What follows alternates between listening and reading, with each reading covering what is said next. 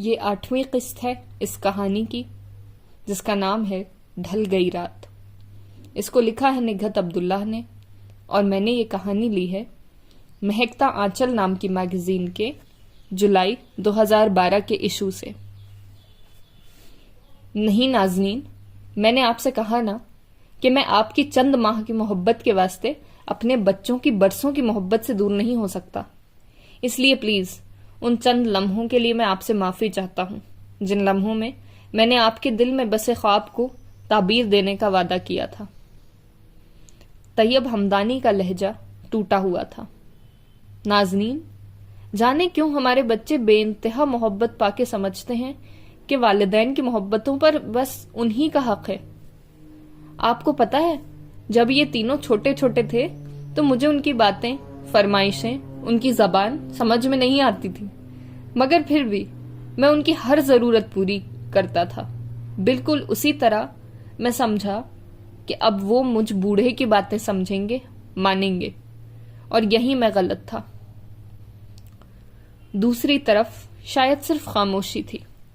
Daddy بولتے چلے گئے، وہ ایک دم بوڑھے لگنے لگے تھے۔ آپ کو پتا ہے، اکثر ہم لاؤنج میں بیٹھے ہوتے ہیں تو تھوڑی دیر میں آیان کو کسی فرینڈ سے ملنے جانا ہوتا ہے، اریشمان کو اپنے دوستوں سے نوٹس ڈسکس کرنے ہوتے ہیں، فرحان کو نیا ہیئر سٹائل سیٹ کرانے جانا ہوتا ہے، اور پھر تینوں ایک ایک کر کے اٹھ کر چلے جاتے ہیں، اور میں ہمدانی ہاؤس میں اکیلا رہ جاتا ہوں۔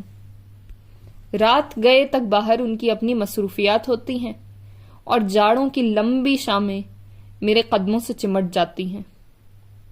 تھوڑے دنوں بعد یہ اپنی شادی شدہ زندگی میں مصروف ہو جائیں گے، یا پھر ہائر سٹڈیز کے لیے ملک سے باہر چلے جائیں گے، تو ہمدانی ہاؤس میں اکیلا بوڑھا انہیں یاد کرتا رہوں گا، ان کے البم دیکھتا رہوں گا، لیکن ان یادوں میں ایک یاد آپ کی بھی ہوگی۔ یہ آخری بات تھی، جس کے بعد طیب ہمدانی نے موبائل آف کر دیا۔ کمرے کی ہلکی روشنی میں اسے ڈیڈی کی آنکھوں میں نمی صاف طور پر محسوس ہوئی۔ وہ واپس پلٹ گیا۔ تھوڑی دیر بعد 3 سائے کرنل صاحب کے گیٹ سے اندر داخل ہو رہے تھے۔ آج 31 دسمبر تھی، یعنی سال کا آخری دن، اور اگلی بڑی روشن چمکیلی صبح ہونا تھی۔ آیان، اریشمان اور فرحان بہت زیادہ مصروف تھے۔